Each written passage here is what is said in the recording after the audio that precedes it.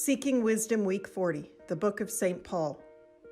In this lesson, we explore the 4 letters of St. Paul, the first and second to both the Thessalonians and the Corinthians. In the time of Jesus, Thessalonica was the capital of the Roman Empire. This very commercial city enjoyed many different ethnic groups, among them an important group of Jewish expatriates. In the year 50 AD, Paul's second missionary journey found him, Silas, and Timothy in the city of Thessalonica.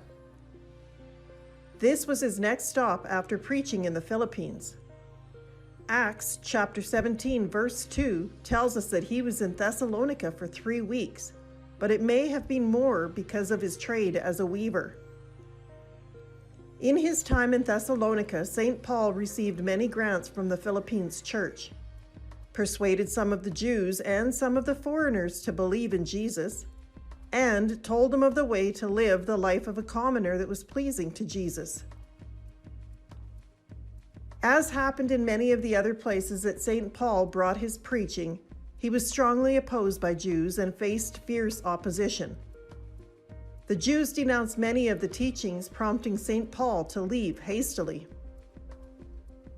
In the year 50, St. Paul was in Corinth and wrote his first letter to the church of the Thessalonians. This letter is the first text of the New Testament, and it was in this first letter to the Thessalonians that St. Paul wrote words of love and appreciation to the Philippine church, scathing words to the Jews that would not listen to what he was trying to teach, and very simple phrases about the coming of the Lord. Eschatology is a teaching that discusses the concept of the end of time or the end of the world, and this is taught in the book of Thessalonians. At the beginning of this apostolate, all of Paul's thoughts were focused on the resurrection of Christ and on his coming in glory to bring salvation to all believers. Along with first-generation Christians, St. Paul seemed to expect Christ to come in his day, but the main thought of the apostle laid elsewhere. So when the Thessalonians asked the question, "What will the fate of believers be that die before the coming of the Lord? Will they be more disadvantaged than those who were still alive?" St. Paul responded, and it is this response that showed them that their hope is still there because it is based on the resurrected Christ and the power of God. All who believe in the resurrected Jesus will be able to share in his glory with him on the day of his return. On that great day, the rested believers will first come back to life and then go with those that are still alive to welcome the coming of Christ, so that all will be with him forever. St. Paul describes these eschatological events according to the apocalyptic traditions of Judaism and Christianity. Just keep in mind that the exact date of the coming is never divulged, but the greatness of the day is emphasized. And the sole concern of the Christian should always be ready for the appearance of God. The second letter to the Thessalonians was wrote 3 months after the first, from Corinth. The difference this time is that Paul never actually puts pen to paper. He dictates a letter that is wrote for him. In the first letter, St. Paul wrote the following to the church of the Thessalonians. "For this we declare to you by the word of the Lord, that we who are alive, who are left until the coming of the Lord, will by no means precede those who have died. For the Lord himself, with a cry of command, with the archangel's call, and with the sound of God's trumpet, will descend from heaven, and the dead in Christ will rise first. Then we who are alive, who are left, will be caught up in the clouds together with them to meet the Lord in the air. And so we will be with the Lord forever. Therefore, encourage one another with these words." This revelation sent believers into a dither waiting for the coming of the Lord. Some said they had seen or heard the Lord, and others wrote letters to Paul telling him of the coming of the Lord. These people went so far as to neglect their jobs and just walk around saying, "God has come," but were told to go back to work and live. After 1 Thessalonians, the believers of Thessalonica hesitated at the prospect of the coming of the Lord. Then, feeling more secure with this revelation, People thought they could just let go of everything, and they began living undisciplined lives and no longer wanted to work while they waited for the coming of the Lord.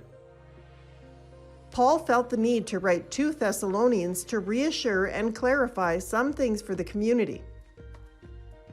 In 2 Thessalonians, it was clearly stated that the Lord's day of coming has not yet come.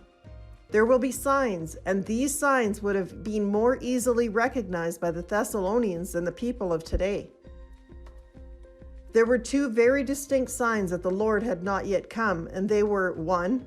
Satan working in the world to increase wickedness, deceit, and injustice, until people could no longer distinguish the difference between good and evil and truth or lie. Many of these actions resulted in the persecution of the Christians. And 2 is the apostasy of the beliefs. This took place when the Antichrist appeared, which St. Paul called the wicked man and the perverted child. The Antichrist used all kinds of miracles and signs to deceive people, even sitting in the temple of God and calling himself God. However, when St. Paul wrote this letter, Christ still had not come, because that wicked man was still being held. Who or what was being held is still unknown. Perhaps the believers of Thessalonica know. We do know with certainty that from the time the apostle wrote this letter to the time when the Antichrist was openly active was an unspecified time period. After all, only when that wicked man shows his face will Christ come to destroy it. The conclusion is that before Christ can completely conquer Satan, the fighting will intensify, making mindfulness and vigilance needed more than ever, because it is through suffering and persecution that we will share in the glory of the Lord. St. Paul also wrote 2 letters to the Corinthians. The Corinthian congregation was founded by Paul during his second missionary trip, when he stayed for more than 18 months, from late 50 to mid-52 AD. With the success St. Paul had in larger centers, he wanted to sow the seed of faith at this famous border gate, anticipating it would bear fruit in all of Achaia. And indeed, he built a strong community there. We must keep in mind that Achaia was a Greek cultural center and intersected various flows of ideas and religions and had a bustling lifestyle. The lifestyles of the inhabitants contributed to the social problems we see in every big city. This city's population had a minority of rich people, but the majority were poor and living as slaves. These differences contributed to the spirit of the congregation. The members were zealous but felt threatened by the outside influence of immortality. The young Christian faith in a city such as this was susceptible to many problems for the new Christians. The purpose of the letters to the Corinthians was to give the young Christian faith a place to develop and grow, and St. Paul worked very hard to find the perfect place to plant the seed for the Christian faith.